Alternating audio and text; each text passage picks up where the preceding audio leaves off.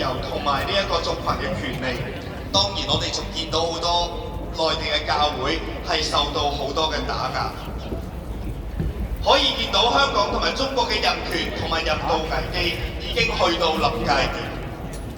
根據基本法第39條同埋現行嘅法例，適用於香港嘅聯合國人權公約共有仲有15條，其中7條係列明要求締約國，包括香港啦，係要提交報告。香港政府作為國際人權體系嘅一份子，有責任去預防同埋制止警察嘅酷刑、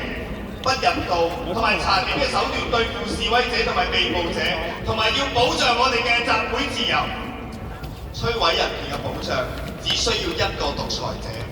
但係要保障一個人嘅權利，就必須要每一個人都共同去努力。今日我哋再次上街，唔單止係守護我哋嘅香港，我哋更要為全球嘅公民社會一齊去促進國際人權運動，為我哋香港一代嘅未來出一分力。